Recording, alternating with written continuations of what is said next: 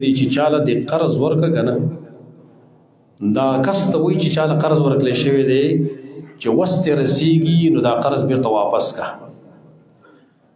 واپس کول د قرض ضروري دا لازمي دا قرض احسان دی. یو بنده د چا سره احسانو کې قرض ورکي دا غي بدله بیرته په بدی ورکول نه پکار. نن زمون غټ مصیبت دار په دې معاشره کې څوک چاله قرض نشي ورکولې. حالانه د قرض څومره ثواب دی. د دې ثوابونه چې موږ محروم شیو دا زمونږ د غلط رویې په وجه باندې د غلط عادت په وجه باندې موږ محروم شیو. نبی صلی الله علیه وسلم یو پیریو فرمایل چا چې چاله قرض ورکو او د یوې نیټې پورې ول ورکو دته به دومره ثواب ملاویږي لکه دغه روپۍ چې د په قرض ورکړي چاله دا هر ورځ صدقه کوي. مثلا 1 लाख روپۍ د چاله قرض ورکړي دی دا صحیح الاستاد روایت سنن ابن ماجه کې نقل دی.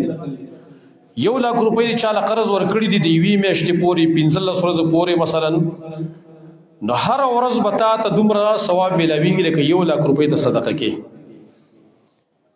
او بیا نبی صلی الله علیه وسلم په روایت کې فرمایي چې کچرته نیټه 13 شوا او بیا مو ته صبر وکړو نو تا ته به دومره ثواب ملاویږي لکه چې دوچنه خرج کړي ته لکه 2 लाख روپۍ چې ورکې په صدقه باندې. دا عظیم ثواب دی خو دې موږ محروم ولیو.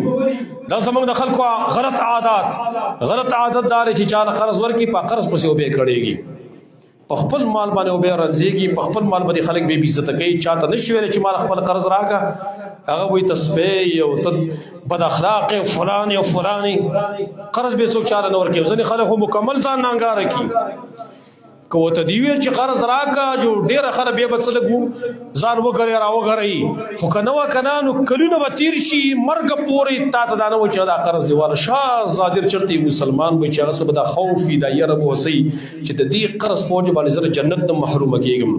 دغه حدیث کې خدا راغلی شهید نشي داخله د جنت ته څو پورې چې قرض نه ادا کړي تکم کو جای چې ته به داخل شي. نغه صدا احساس وسې اشاره به دا قرض دی د مرګ او د ژوند هیڅ پته نه لګي بیګانه زمرم سبال امرم کلمرم راشن دا قرض ورکم. خو باز خلک په قرض ځان نانګاره کیسته به بغرض ایسته به دی الله مرشه. لہذا د دې ثواب نه موږ محروم کړي شایو دا زمون غلط رویه دا د خلکو غلط رویه. قرض چا درکو احسان د سره کړی دی کوشش کوا دا قرض ورکړه یو بوج دی دا یو غم دی پتا باندې که سبانه د مرګ راغی د الله نبی جنت ته نشي داخله د څوک پور شي دا قرض دا نه ادا شوی پته نه یو ورسه به نه ادا کوي کنه به ادا کوي. نبی صلی الله علیه وسلم خو دومره پورې تاکید کړو چې کله به جنازه رااله ابتدا کې تپوس په کاو قرض پریخه کنه چې وته ویل شو او ویل سمال سپریخه د قرض په اداش نو کوي ویل شي چې اوشته چې به جنازه وکړه کنه به صلوا علی صاحبکم جنازه به وکړه به جنازه نه کوي. خلکو له ذهن دا جوړاو چې پردي قرضونه ورکړي داس نو پدې کې موږ ته شریعت دا ویلي دي چې قرض چا درکو نو بیرته ټال مټول مکوا. مطل الغنی ظلم حدیث صحیح البخاری او صحیح مسلم کې نقل مطل الغنی ظلم. مالدار سره یو غریب دی به ټیک دا هغه به ګناګار نه دی یو سره خوس لري سه بزین آشنا خوراکونه کوي او قسمه سامانونه اخلي او چې کله وته قرض وي هرځي نشته راسه پیسې 2 روپۍ راسه نشته حرام دي کوي براسه انو چې ووري په غټ هوټل کې بده راستي چکرې بده لګي کورن کور ته آشنا سامانونه دی راوړي او قرض وسنۍ. الله نبی مطل الغنی ظلم کم سړی وستری مالدار دی او دیک په قرض کې ټال مټول کې دی ظالم دی.